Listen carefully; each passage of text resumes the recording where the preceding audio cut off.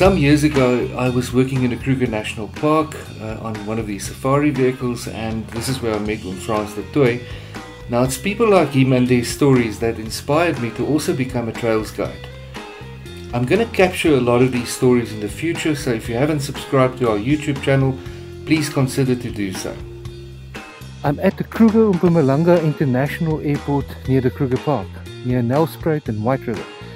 A good friend of mine, an old colleague, Frans du Toit, let me know that he's here with a guest on a tour, and I said to him, you know, Frans, I've always wanted to capture one or two of your stories, and I'm so excited. I'm going to see him just now here inside the airport, and I've organized with the friendly people of KMIA that we can use one of their boardrooms. Let's go and meet with Frans.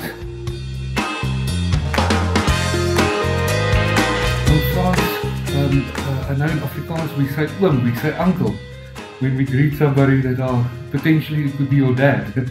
So in Afrikaans it's oom. I want to say welcome to oom Frans. We work together in the Kruger Park. It's a great privilege to have this interview today. And where were you born? I was born in Pretoria. Okay. And Blue Bull supporter, of course? Yeah, absolutely. Yeah. For those of the viewers that don't know, the Blue Bulls is a very proud team of rugby in South Africa. But anyway, so how did it happen that you ended up in the Kruger Park? How did you study conservation? Was it something that you've always wanted to do? Well, I decided from a very young age. I was probably 5 or 6 years old when my dad exposed me to the Kruger National Park, and I just said to myself, one day I want to come and work in the Kruger National Park. Yeah. So after I finished my schooling, I did a national diploma in nature conservation and management. Yeah. And after that I did a practical 18 months in the Mountain Zebra National Park. Oh, cool. Which was also a very nice, interesting park. And then I did my 2-year army training, and I was fortunate in the last year of my training to also be involved in conservation in the army. And then that was in 1980, so I finished in 1981 December. And then in 1982 I started as a research technician in Tlhutlhui Game Reserve, and there I worked until December 1983, when I started as a trails ranger at Malaria on the Nyala Land Trail. Oh wow, okay. And altogether, how many years as a trails guide in Kruger? 12? 14 years. 14, okay, yeah. There must have happened a lot of interesting things. If one has to think of anything that stands out, interesting event on foot, what comes to mind? Yeah, there were many incidents, and probably our the animal we respected the most was the buffalo, especially the lone bulls. Yeah. And that was the one incident that I will never forget. Is we were walking and we heard the oxpeckers, which is an alarm call. We know there's a big animal there, and we knew it could have been a lone buffalo. And we came around the corner, and he just jumped out of the water, and he was charging towards us, but fortunately there was a big rock that we could climb up to.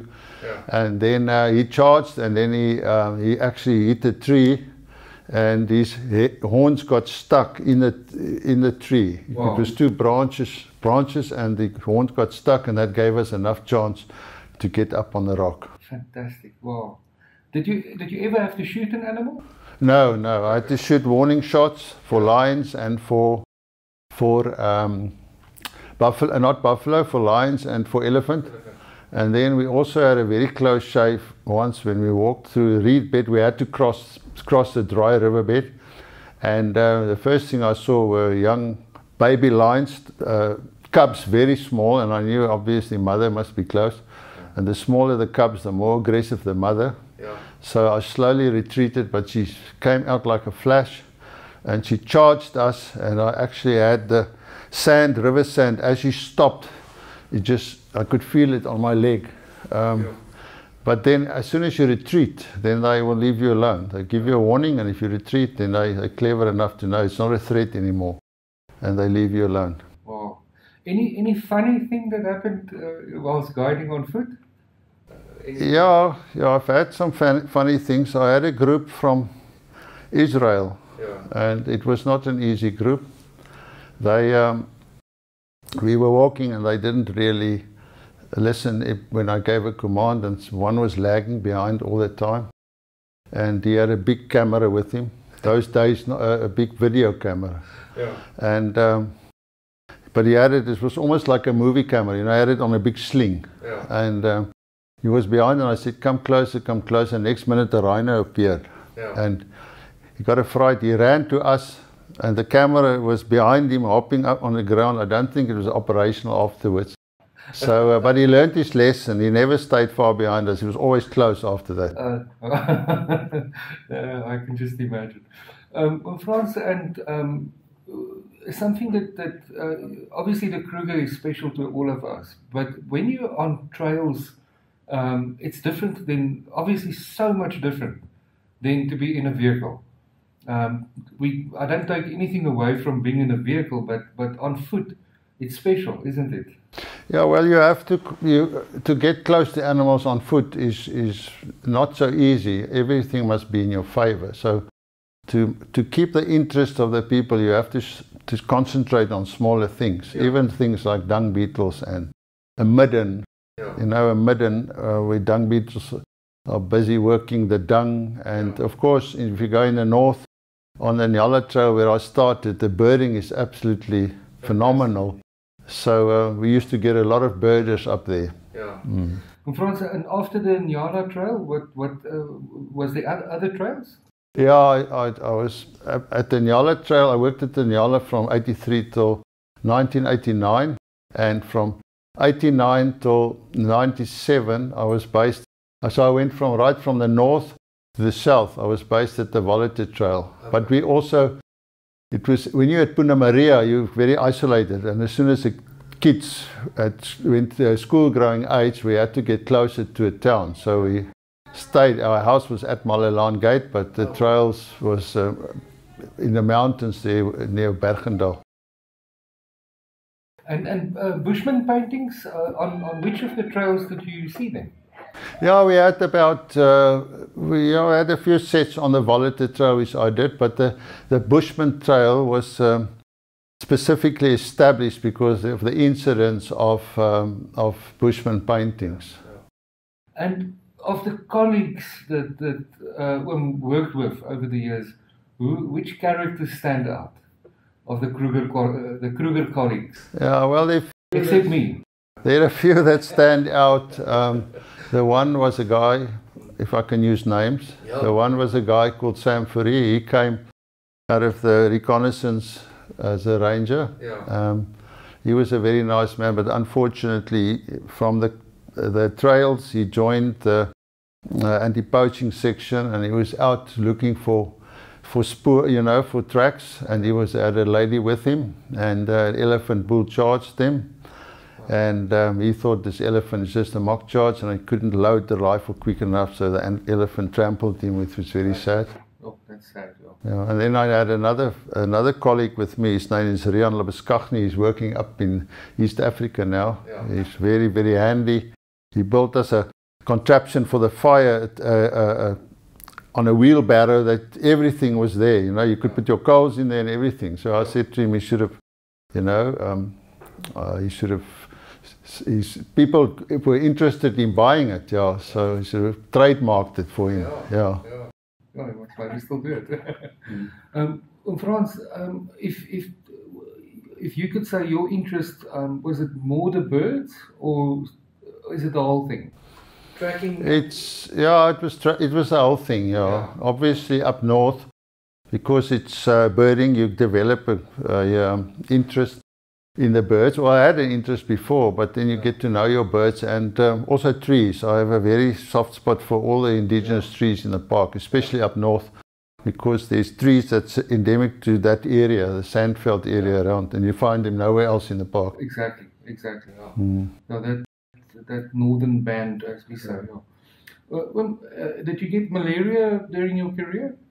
Yeah, I had it twice. I picked it up, you know, on the Nyala Trail, because the guy that, the chef in the camp, he came from Mozambique and he was a carrier of malaria, so he didn't get it, but I picked it up there. And then when I was working south at one stage, I was doing night drives, and because of the spotlight, the mosquitoes, also I got malaria then. But you survived. Yeah, I survived. Yeah, if you pick it up early enough, I knew what it was, and if you didn't get the prophylaxis, then yeah, it takes not long, then you recover. Any other stories from the guiding days? Maybe after when I met you, we were in the safari vehicles in Kruger. Any other funny thing or humorous story that you can remember? From the trials? Or even on the safari vehicles? Oh, okay, yeah, I had some strange incidents. I had a German group once, and there was a guy sitting in front with me, but he really had a suit on with a tie, okay? And that was how, it was 40 degrees, but he said no, he wants his suit. And then we got close to an elephant, and I mean, I couldn't believe it. The next minute he took an orange and he threw this elephant right on the side here, and I just couldn't believe it, that a man there of his stature would do a thing like that. And another time I had some Russians on the vehicle, and we stopped at the bridge of Malaria, and the next minute half a loaf flew out of the vehicle into the water, and I said, what now? No, they want to feed the fish. So yeah, that was what, I had some very strange incidents, yeah. Frans, I want to say thank you so much for the privilege, and I remember the time that we worked at. It was always a good time when we were driving in the Kruger and the ASVs, safari cars, and thank you so much for taking the time. We are at the Kruger Mpumalanga International Airport, and they very nicely, kindly said that we can use their boardroom, so thank you for them as well. But Frans, thank you so much, and you are still guiding, eh? Yeah, I'm still guiding. I'm a national guide, so now I'm based in Cape Town, so I do the garden route, or if sometimes I do countrywide tours, still get into the park. Yeah, no, it's nice to talk about a park. It's your passion. As some of us say, it's the best place on earth. So, the closest you can get to paradise. Exactly. It gets into your blood like your blue bull. Yes, for sure, yeah. I'm a shock, but anyway. Yeah, we'll see what happens on Saturday. Yeah, a big thing on Saturday. Well, Frans, thank you so much for your time, and all the best for the future as well. Thank you very much.